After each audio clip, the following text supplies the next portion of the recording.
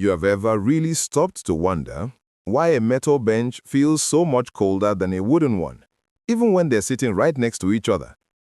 Or why big bridges have those weird gaps in them? Well, these aren't just random habits of the world. They're actually physics in action. We're talking about the invisible forces of heat and temperature. And in the next few minutes, we are going to uncover the secrets behind it all. So, let's get right into it. So, let's start with that exact puzzle. Just picture it. It's a cool autumn day. You see a metal park bench and a wooden one side by side. Now, they've been outside all night, which means they are the exact same temperature. But, you know, if you go to touch them, that metal one is going to feel way colder. So, what's going on? The answer is hiding in the physics we're about to unpack. To solve that little mystery, we're going to take a quick journey. First, we'll nail down the really important difference between heat and temperature. Then we'll see how heat literally makes things grow. After that, we'll figure out how to measure its power, and we'll discover the three main ways it travels. And finally, we'll connect all of that back to the world you see every day. Alright, first things first, we have to tackle the biggest point of confusion in this whole topic. You know, we use the words heat and temperature like they're the same thing all the time. But in physics, nope, they mean two totally different things. And honestly, getting this difference down is the key that unlocks everything else we're going to talk about. Okay, so it all comes down to this idea, that everything is made of tiny, constantly vibrating particles. Temperature is just a measure of the average speed of those vibrations. So, a tiny little spark and a giant bonfire can actually have the same temperature because their particles are, on average, jiggling just as fast. But heat is about the total amount of all that energy. The bonfire has way more heat because it has trillions more vibrating particles. So, heat is the energy that actually moves, and it always flows from a hotter thing to a colder thing. So now we know heat is energy in motion, but what does that motion actually do? Well, when you add heat to something, you're not just cranking up the temperature, you're actually starting a chain reaction at the atomic level, and it has some surprisingly big effects that you can see with your own eyes. The most direct effect is something called thermal expansion. It's pretty simple, really. When you add heat, you give those little particles more energy. They start vibrating faster and pushing their neighbors further away. And when all the particles do that, the whole object gets bigger. It expands. It's a simple idea, but with massive implications. And this expansion isn't just a one-size-fits-all kind of thing. Think about it. A long and thin wire mostly just gets longer. We call that linear expansion. A flat metal sheet gets wider in 2 dimensions. That's area expansion. And then something like a balloon full of air expands out in all 3 directions at once. That's volume expansion. This happens to solids, liquids, and gases. It's everywhere. And what's really cool is that physicists can predict this perfectly. Now, this formula might look a little intense, but it's actually pretty simple.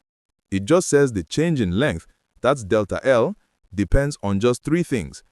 A special property of the material, which is that little alpha symbol, its original length, L, and of course, the change in temperature, delta T.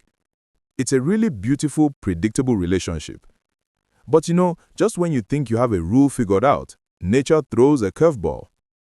Pretty much everything shrinks as it gets colder, right? Well, not water. In this really strange quirk of physics, as water cools down below 4 degrees Celsius, it actually starts to expand.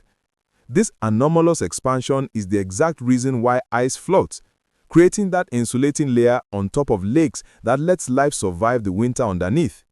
It's a bizarre little exception that literally makes life on Earth possible. Okay, so we know adding heat makes things expand, but how much heat does it actually take? A little bit? A ton? To answer that, we need a way to actually measure heat impact and put a number on that energy. And the key concept here is something called specific heat capacity. You can basically think of it as a measure of a material's thermal stubbornness, how much it resists changing its temperature. So things like metals, they heat up and cool down really fast, but things with a high capacity, they need a ton of energy to change their temperature at all. And the undisputed champion of high specific heat is water. It takes a whopping 4,200 joules of energy just to raise 1 kilogram of water by a single degree Celsius. This property is why the ocean is such a massive climate regulator.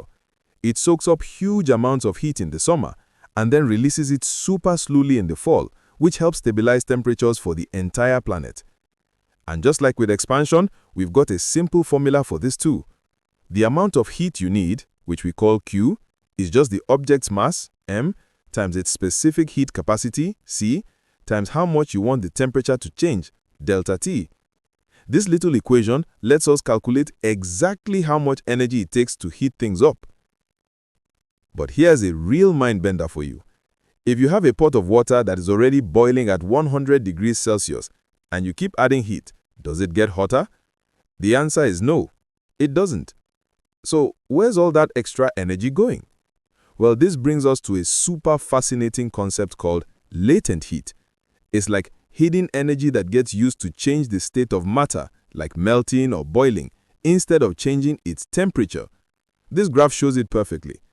See, as you add heat to a block of ice, its temperature goes up and up, but then it hits a flat line, a plateau at 0 degrees Celsius. You're still pumping in energy, but the temperature is completely stuck. That's latent heat at work, breaking the bonds of the ice to turn it into liquid water. And you see the exact same thing happen again at 100 degrees, where all the energy goes into turning water into steam. Those flat lines are where the magic happens. So, we know what heat is and what it does, but how does it get from the fire to the pot in the first place? How does it get around? Turns out, heat has 3 main ways of traveling from one place to another. First up, there's conduction. That's heat transfer by direct touch. The vibrating particles literally bump into their neighbors and pass the energy down the line. Then you've got convection. This happens in liquids and gases. The hotter, less dense stuff rises, and the cooler, denser stuff sinks, creating a circulating current that carries the heat. And finally, there's radiation. This is pure energy traveling as electromagnetic waves, and it's how the sun's heat gets to us, through the empty vacuum of space. It doesn't need any stuff to travel through. And this one image, it puts it all together beautifully. The heat from the flame travels to the pot as radiation. The pot handle gets hot because heat moves through the metal. That's conduction. And inside, the water is circulating and heating up through convection. One simple pot of boiling water shows all 3 modes of heat transfer working together perfectly. Okay, let's bring it all home. This isn't just some abstract stuff from a textbook. These principles are engineered into our daily lives and explain natural phenomena that are happening all around us all the time. You know those gaps you see on bridges?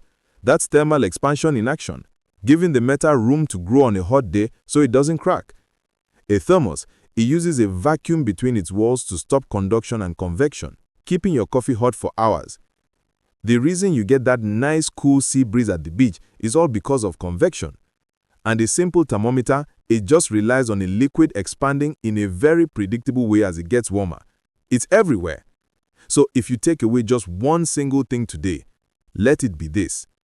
Everything we've talked about, from a floating ice cube to those joints on a bridge, all comes back to that one core idea we started with, the kinetic theory. Heat is just the energy of moving particles, and understanding that one simple fact is the key to seeing the physics that drives our entire world. And that finally answers our park bench puzzle. The metal bench feels colder for one simple reason. It's a great conductor, so it pulls heat away from your hand really fast. Wood is a poor conductor, an insulator, and so it doesn't. And now, I'll leave you with a final puzzle to test what you've learned. In the vacuum of space, heat can only travel by radiation. So why do you think astronaut suits are so shiny and reflective? The answer is in the physics. That's it for today. Great job following along. If you found this tutorial helpful, don't forget to subscribe to our YouTube channel for more easy-to-understand lessons. And hey, Want to practice more questions and get step-by-step solutions? Visit www.examkp.com right now and keep learning smarter.